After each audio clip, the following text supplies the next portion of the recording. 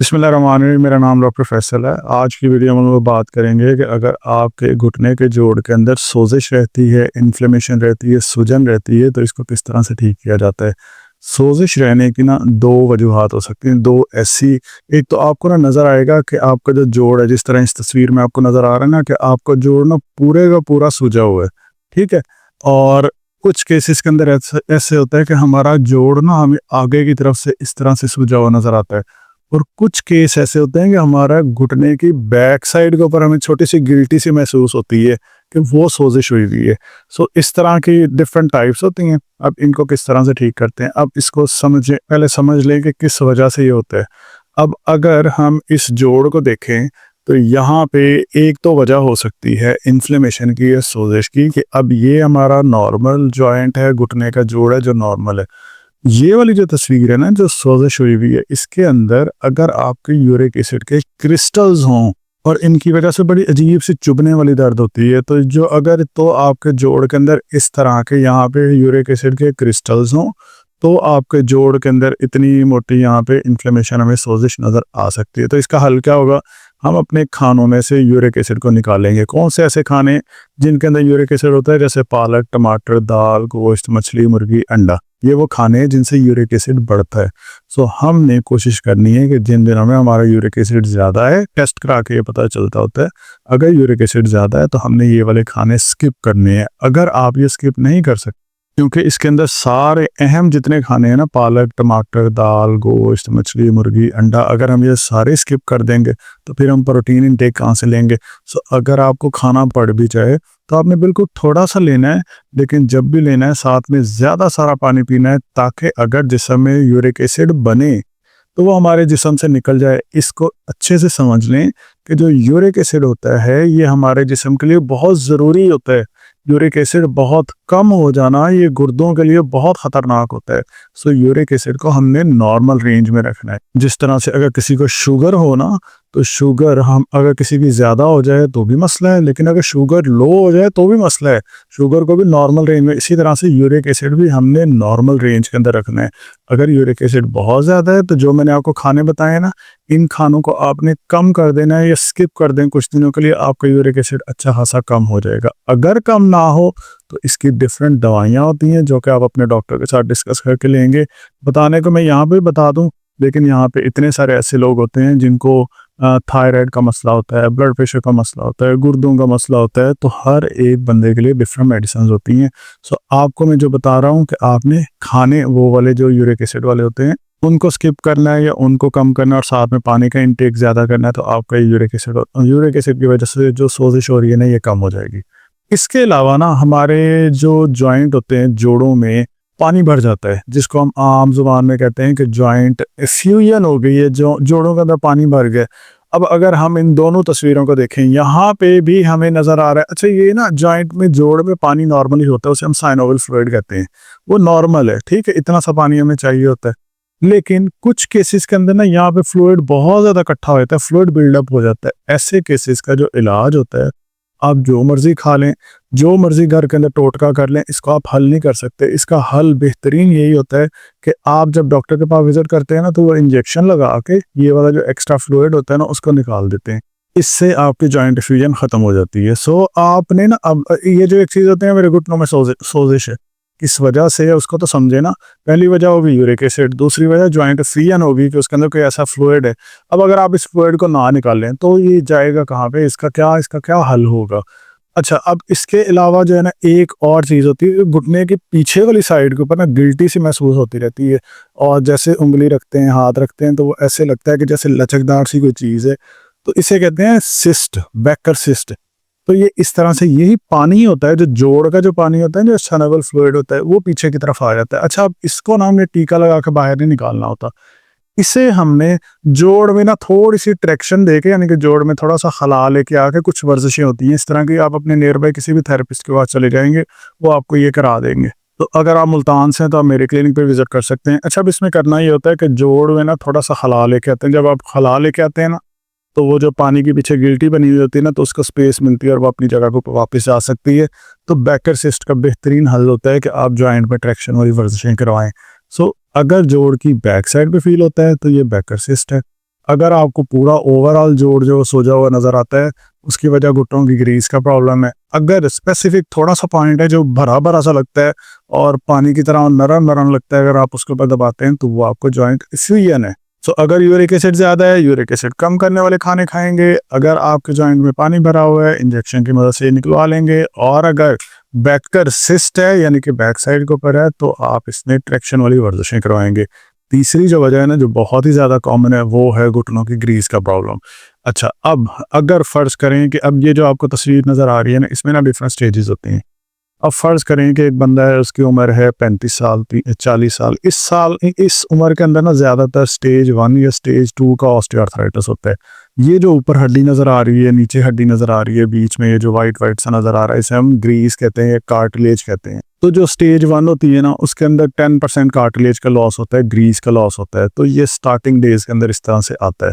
जो होता है ना स्टेज 2, इसके अंदर ना काफ़ी ज़्यादा क्रैक्स आ जाते हैं और काफ़ी ज़्यादा डैमेज हो जाता है। और ऐसे डैमेज होना शुरू होता है, ये भी हम ना जब स्टेज 2 पे होते हैं ना, फिर सोचते हैं कि अब डॉक्टर के पास चलते हैं। स्टेज 1 को तो हम सीरियस लेते ही नहीं है ना, हमारा ये बहुत बड़ा प्रॉब्लम है।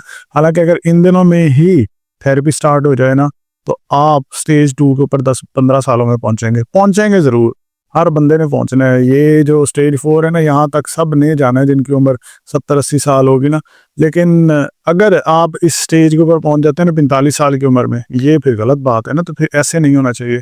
हमारा मसला ये है, अगर स्टेज 1 हो, हम इसे सीरियस ही नहीं लेते। हल्का फुल्का सा दर्द है, चलो ये लगा लेंगे, वो लगा लेंगे, ठीक हो जाएंगे। जब हम स्टेज 2 पे जाते हैं, फिर इसे ना थोड़ा सीरियस लेने लगते हैं कि यार ये क्या बात है, पहले तो एक घुटने में था, अब 2 घुटनों में, चलो अब एक्सरे कराते हैं। पता चलता है स्टेज 2 है, कार्टिलेज के अंदर वेयर एंड टेयर स्टार्ट हो गई है। तो अब क्या होगा, पट्टियां लगा लेंगे ऊपर या दर्द की दवाइयां खाते रहेंगे, थेरेपी फिर भी नहीं कराएंगे। जब आ जाएंगे ना हम स्टेज 3 पे, फिर हम ये डिटेल में सर्च करना शुरू कर देंगे, चाहे यूट्यूब पे चाहे ऑनलाइन। स्टेज 1 के ऊपर हम देखेंगे भी नहीं इतना ज़्यादा।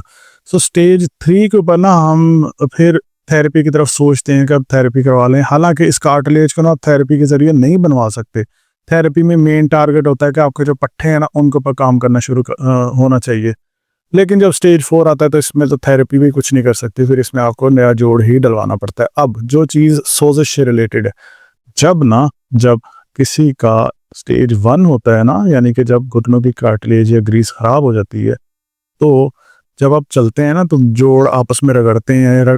जिस जगह के ऊपर चोट लगी होती है, जिस जगह के ऊपर घुटनों की ग्रीस खराब होना शुरू हो जाती है, तो वहां पे ना जोड़ रगड़ते हैं। जब रगड़ते हैं ना, रगड़ की वजह से क्या होता है, चोट लगती है। तो अगर आप स्टेज 2 में हैं तो ज्यादा जगह पे रगड़ लगेगी। स्टेज 3 में है तो ऊपर वाली हड्डी और नीचे वाली हड्डी और ज्यादा जगह पे रगड़ेगी। स्टेज 4 में तो टक टक की इतनी ज्यादा आवाजें आती हैं।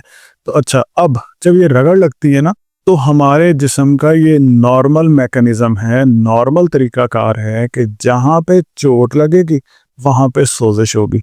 जैसे कि मेरे यहाँ पे अगर जोर से कुछ चीज़ लग जाए या कोई कट वगैरह लग जाए या कुछ भी हो जाए, तो यहाँ पे सोजिश हो जाएगी। अगले दिन मैं सो के उठूंगा ना, ये जगह सूजी हुई होगी। अक्सर लोगों के जाते दरवाजे के साथ अगर फोरहेड या माथा जो टच हो जाए ना, उनकी टक्कर लग जाए, अगले दिन यहाँ पे सोजिश हुई होती है। ये हमारे जिस्म का नॉर्मल मैकेनिज्म होता है कि वहाँ पे खून इकट्ठा हो जाता है, कि यहाँ पे डिफेंस मैकेनिज्म स्टार्ट हो गया। अब इशू ये होता है कि अगर ये वाली सोजिश खड़ी रहे, 10 दिन हो गए यार ये जा ही नहीं रही है, जो इस तरह की सोजिश होती है ना, इसका बेहतरीन तरीका होता है कि आपने इसके ऊपर आइसिंग करनी है, ठंडी टकोर अप्लाई करनी है। इस तरह का ना मार्केट से कोई आइस पैक खरीद लें आप, और इसको फ्रिज में रखें। जैसे ही ठंडा हो जाए तो अपने घुटने के ऊपर लपेट लें। सो अगर यूरिक एसिड की वजह से है, तो फिर ठंडी टकोर करेंगे तो कैसे यूरिक एसिड के क्रिस्टल कहाँ जाएंगे, कहीं पे भी नहीं जाएंगे। हमने कोशिश करनी है यूरिक एसिड के लेवल को नीचे लेके आना है।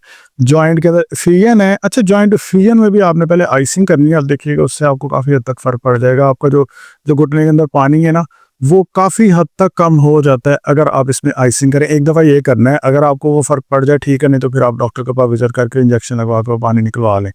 सो अगर पहली जो चीज़ क्या होगी, आपने आइसिंग करनी है। अच्छा, दूसरा आपने इस पोजीशन में लेट के इस तरह लेट जाना है। कोई रज़ाई या ब्लैंकेट वगैरह लपेट के रख के पाँव को ऊपर की तरफ लेके जाएं, 10 सेकंड के लिए रोकें, नीचे की तरफ लेके आएँ, 5 सेकंड का वक्फा दें। ये ना एंकल पंपिंग वर्जिश है, ये आपके खून के बहाव पे यहाँ पे इम्प्रूव करेगी, जो कि इन रिटर्न आपके सोजिश को कम करेगी।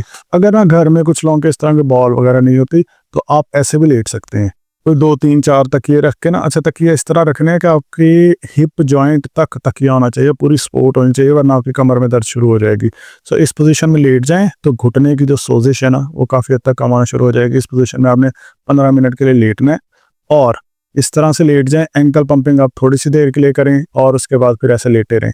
सारी-सारी रात इस पोजीशन में नहीं लेट जाना है, वरना टाँगों की तरफ खून का बहाव कम हो जाएगा। सो इस पोजीशन में लेटना है 15 से 20 मिनट के लिए, हर 3 से 4 घंटे के बाद आप लेटें। और इसके अलावा ना एक ट्रीटमेंट होता है जिसे हम कहते हैं राइस, सोज़िश के लिए बेहतरीन होता है। राइस का मतलब होता है रेस्ट, राइस ना एब्रीविएशन है। रेस्ट, आर का मतलब होता है रेस्ट, आई का मतलब होता है आइसिंग, सी का मतलब कंप्रेशन, एलिवेशन। आपने ना इस तरह से लेटना है कि आप रेस्ट कर रहे हैं, लेटे हुए हैं, ठीक है। उसके बाद आपने यहाँ पे कंप्रेशन की हुई है और आइसिंग लगाई हुई है। यहाँ पे ना शॉपर वाला आइस पैक लगाया हुआ है, ये नहीं लगाना है।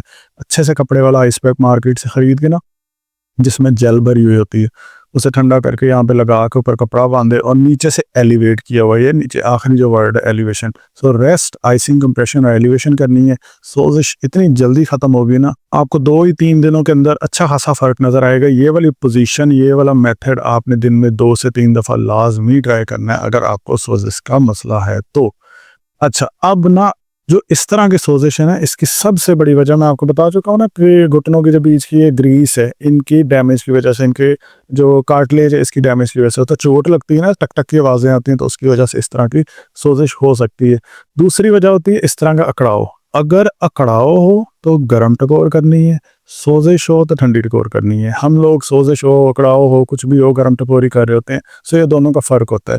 तो आपने अकड़ाव के केस के अंदर गर्म टकोर करनी है और सोजिश के केस के अंदर आपने ठंडी टकोर करनी है। आपको डॉक्टर इस चीज़ के लिए, आपकी जो इन्फ्लेमेशन होती है ना, जो सोजिश होती है, उसके लिए ना एनसेड वाली दवाइयाँ देते हैं, जिसमें आपके न्यूब्राफोर्ट्स हैं, नेप्रोक्सिन्स हैं, बरोफिन है, आइबुप्रोफिन वगैरह जो भी हैं, ये सारी की सारी इस एक अम्ब्रेला के नीचे आती हैं, जिसे हम एनसेड्स कहते हैं। एनसेड का मतलब होता है non steroidal anti inflammatory drugs. क्या मतलब? Anti inflammatory. एंटी मतलब इन्फ्लेमेशन को ख़त्म करने वाली।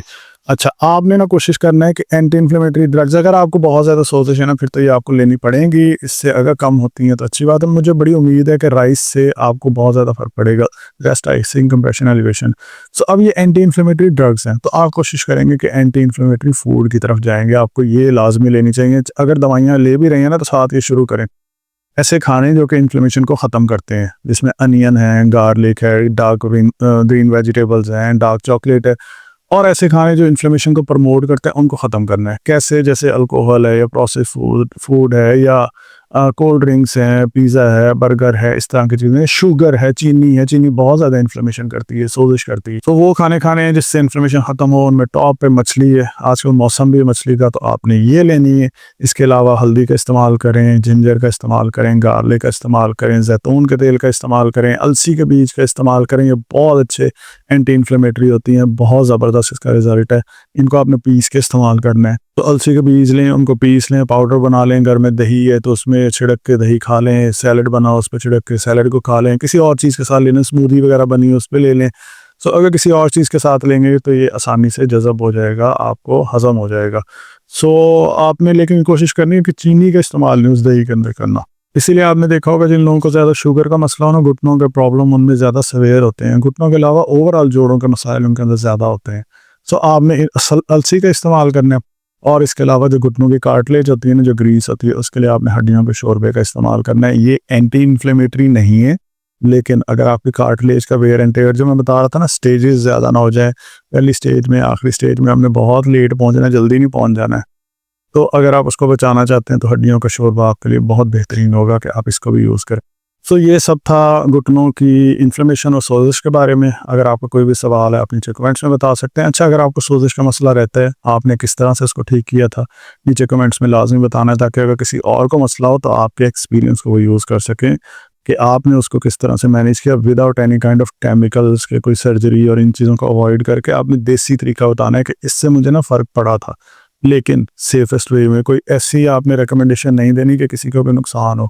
बाकी अगर आपने डिटेल में देखना है कि घुटनों की ग्रीस के लिए कौन सी ग़िज़ा खानी है, हड्डियों की कमज़ोरी के लिए कौन सी ग़िज़ा खानी है, या फिर कमर में दर्दों के लिए कौन सी ग़िज़ा खानी है, इन चीज़ों में मैं बड़ी डिटेल में वीडियोस बना चुका हूँ। वर्जिशें कौन सी करनी है, सब कुछ मेरे चैनल में मौजूद है, वो आप देख सकते हैं। Thank you so much for watching this video. अगर आप इस चैनल पर नए हैं, इस चैनल को सब्सक्राइब कर लें। अगर आपका कोई भी सवाल है तो नीचे आप कमेंट्स में पूछ सकते हैं।